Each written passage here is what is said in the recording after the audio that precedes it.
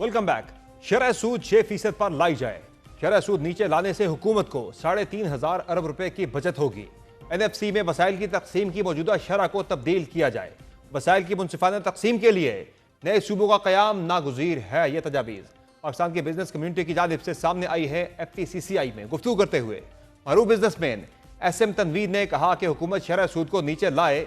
शरह सूद को 6% पर लाया जाए तो सूद की अदायगी की मद में हुकूमत 3500 अरब रुपए बचा सकती है। 6% बैंक इंटरेस्ट हो क्योंकि इन्फ्लेशन 4% है तो 3.5 ट्रिलियन रुपए गवर्नमेंट का सेव होता है। इसका मतलब है $12 बिलियन। इससे पहले साबिक निगरान वफाकी वजीर बराए तजारत गौहर एजाज भी शरह सूद में मरहलावार कमी का मुतालबा कर चुके हैं। आज के दिन 6% का रेट होना चाहिए जो 11 है। दिसंबर तक आप इसको 6 तक लाएं। ये 3 ट्रिलियन क्यों जाया कर रहे हैं? ये पैसा हुकूमत बैंकों से ही लेके बैंकों को ही सूद वापस कर रही है। 3 ट्रिलियन रुपए हुकूमत पाकिस्तान को, अगर ये पैसे हमारे हुकूमत पाकिस्तान के टैक्स पेयर से पैसे ले रहे हैं तो वो मैं हुकूमत के भी ये बेहतरी में है कि वो कौम की फलाह पे पैसा खर्च करे, वो पैसा इंफ्रास्ट्रक्चर पे पैसा खर्च करे, वो पैसा हमारे डिफेंस को और मजबूत करे, तो बजाय इसके कि हम सूद में वो पैसे दे दें। SM तनवीर ने आज मजीद कहा कि पाकिस्तान की बरामदात का हजम $100 अरब तक ले जाया जा सकता है, लेकिन उसके लिए शरह सूद, बिजली के निर्खों समेत एक्सपोर्ट लेड इंडस्ट्री को खित्ते के दीगर ममालिक के मुकाबले में मुसाबकती माहौल फराहम करना होगा। कारोबारी तबके ने NFC में वसाइल की मौजूदा तकसीम के तनासुब में तब्दीली और मौजूदा फाइनेंस कमीशन को फाल बनाने का मुतालबा किया। मुल्की वसाइल की मुनसिफाना तकसीम के लिए तजवीज़ दी है कि नए सूबों का कयाम अमल में लाया जाए। 1947 में जब पाकिस्तान बना तो मैं वेस्ट पाकिस्तान की पॉपुलेशन जो थी वो 33 मिलियन लोग थे यहाँ पर और 4 सूबे थे। तो आज की पॉपुलेशन 250 मिलियन हो गई है और 4 सूबे, एक ICT बना है, 4 सूबे। प्रोग्राम में आगे बढ़ेंगे और बात करेंगे ट्रंप प्यूटन मुलाकात की। 6 साल बाद 3 घंटे तक जारी रहने वाली 7वीं मुलाकात में गर्मजोशी, दोबारा मिलने का फैसला, कुछ नुकात पर इत्तेफाक, लेकिन सबसे पोशीदा यह है सदर ट्रंप और सदर प्यूटन की अलास्का में होने वाली अहम मुलाकात की कहानी। इस वक्त चाहे यूक्रेन के ज़ेलेंस्की हो या भारत के वजीर आजम नरेंद्र मोदी, सब ही इस शशोपंज में मुब्तला है कि क्या तय हुआ। कहने को तो सदर ट्रंप ने यूक्रेनी सदर और यूरोपियन रहनुमाओं को एतमाद में लिया, लेकिन किस हद तक ये वो भी नहीं जानते। सदर ट्रंप ने फॉक्स न्यूज के इंटरव्यू में रूसी सदर से मुलाकात को 10 में से 10 नंबर दे दिए। दूसरी जानिब प्रेस कॉन्फ्रेंस में रूसी सदर प्यूटन ने अमेरिकी सदर को मॉस्को आने की दावत दी, जिसे ट्रंप ने कुछ इस अंदाज में कबूल किया।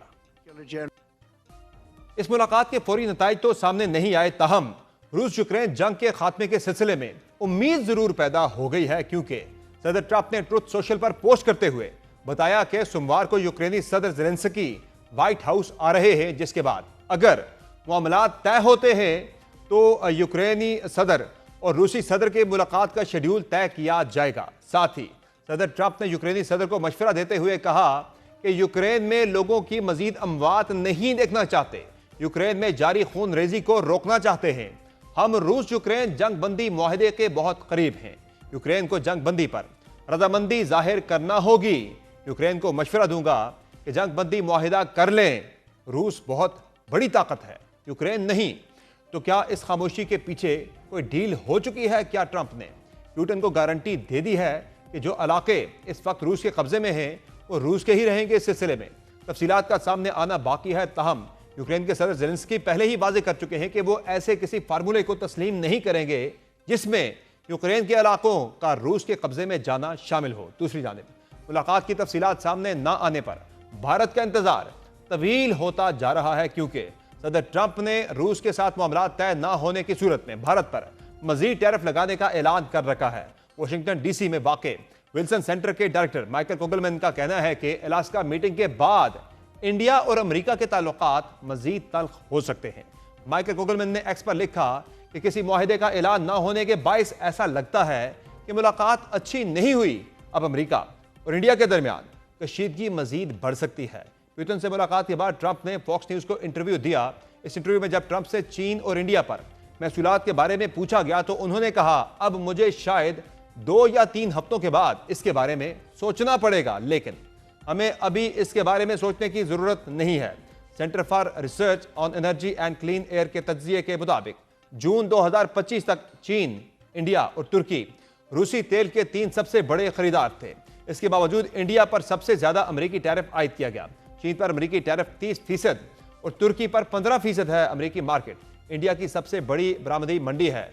2024 में इंडिया की कुल बरामदात का 18% अमेरिका को गया, लेकिन 50% टैरिफ से इंडिया अमेरिकी मार्केट में अपने हरीफों से पीछे रह जाएगा। मिसाल के तौर पर अमेरिका की तजारत में वियतनाम और बांग्लादेश का नुमायां हिस्सा है, लेकिन उन पर सिर्फ 20% टैरिफ लगाया गया है।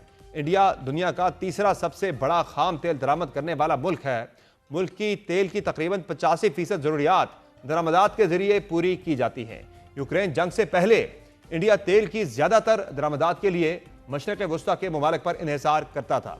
माली साल 2017-18 में इंडिया की तेल की खरीदारी में रूस का हिस्सा सिर्फ 1.3% था, लेकिन यूक्रेन की जंग के बाद हालात बदल गए। रूसी खाम तेल की कीमत गिरने से रूस से इंडिया की दरामदात में तेजी से इजाफा हुआ। माली साल 2024-25 तक इंडिया के खाम तेल की दरामदात में रूस का हिस्सा 35% तक पहुंच जाएगा। ताहम अब इंडिया के साथ जो है मामलात किस तरफ जाएंगे, इसका फैसला आने वाले चंद अयाम में हो जाएगा। चूंकि अभी तक ट्रंप और पुतिन की मुलाकात की तफसीलात सामने नहीं आई, लेकिन इस मुलाकात के अंदर भी, इस मुलाकात के बाद भी जो गुफ्तगू हुई डोनाल्ड ट्रंप की, उन्होंने फिर से इंडिया पाकिस्तान जंग का जिक्र किया। और शायद यही जंग है कि जिसकी वजह से पहले भारत ने अमेरिका से राब्ता किया सीज फायर करवाने के लिए, और फिर जब सीज फायर डोनाल्ड ट्रंप ने करवा दिया तो फिर उनके किरदार को भारत ने निगेट करना शुरू कर दिया। शायद इसी चीज़ ने डोनाल्ड ट्रंप को इंडिया के खिलाफ कर दिया है। अब मामला सिर्फ तेल का नहीं, बल्कि भारत के जो बयानात बदलते रहे, जो सख्त बयानात दिए गए डोनाल्ड ट्रंप के हवाले से, क्योंकि डोनाल्ड ट्रंप जो हैं वो अपने आप को मानते हैं हकदार अमन पीस अवार्ड का, लेकिन भारत उनके किरदार को नहीं मानता। तो आने वाले दिनों में इस बारे से तफसीलात मजीद सामने आएंगी। आज के शो में इजाज़त दीजिए। अल्लाह हाफिज़।